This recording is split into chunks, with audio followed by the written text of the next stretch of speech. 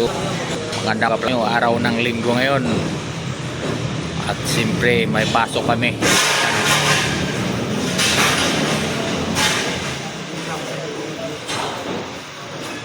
May pasok kami, maghauling lang kami ng escape boat. Yung dalawa nagarutan o.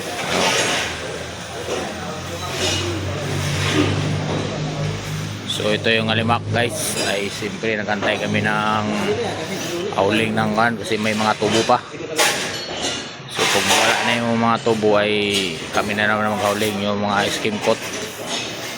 Cut namin sa 27 floor. So ayan. So everybody happy. Ayan guys. So tayo muna tayo para matapos yung hauling nila.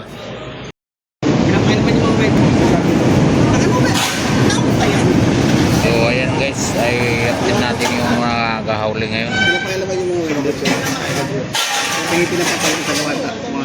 Baka hirap ang trabaho ng construction workers. Dito. Magtanggal ito.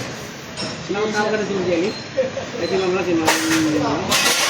Kaya, yun na yan. Uy, accept mo lang muna ito, tapos bago mo gawin. Yun na yan, nakasabot. Oo. Yun. Kanina ko pa kausap na. Tawagan mo ka ulit, kinausap ko na eh. Oo nga. Kanuchat pa. Kasi parang nausan na walang ginagawa. Okay, sabi ko.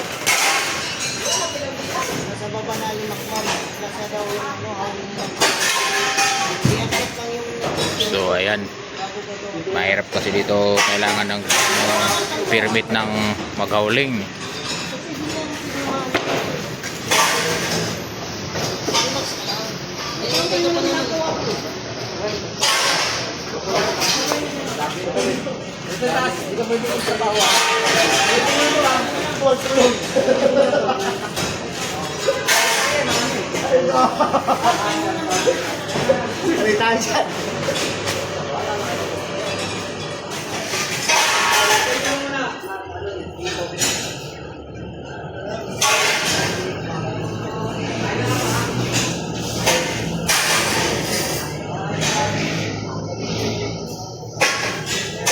Hello guys, so di tayo sa unit no.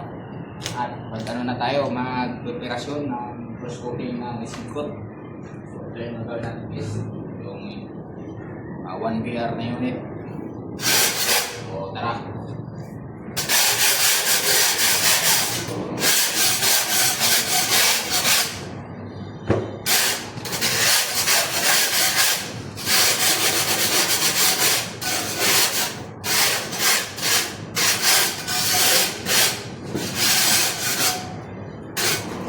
So yung wall natin ay nakapalitan na ito na rack guys. Rack siya, rack. So natin dyan ay hindi na natin yan primeran. Dito na skim coat yan. Kasi kakapit na yung skim coat nito dahil dito ay rack to guys. Napakaspang siya. Ito ang pinaka-paborito sa skim coat. So tara.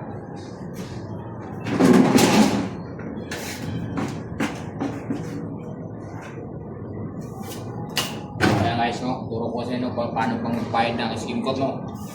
Yan. So, palagpag muna natin unang first coating.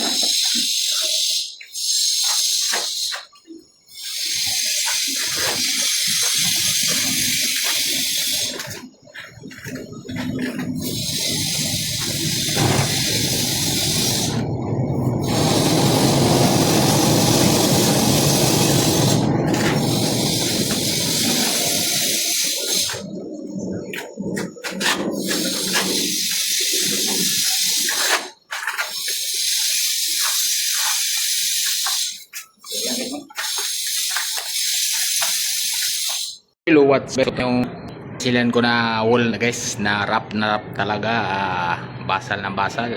Ayan, first coating mo yan. Ayan, maganda na. Parang naka-second coating na kasi yung tirada natin dyan ay makapalimpahid. So ayan pala guys, no, yung buong unit na one bedroom. Ayan. So yung ceiling ay bukas na yung ceiling kasi araw ng linggo ngayon ay kailangan tayong magpahinga para bukas ay may lakas tayo. So ayan, ito yung ano niya, kwarto niya. Ayan. So ang dami pang mga pako yan, yung ano, tiktikin pa. Ayan, oh. So ayan guys,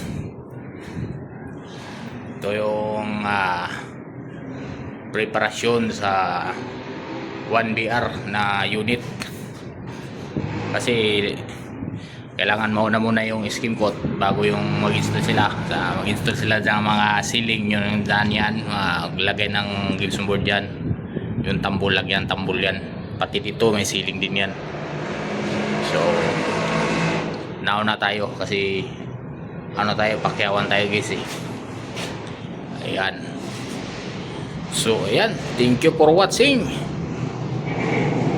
Baisag TV nga pala.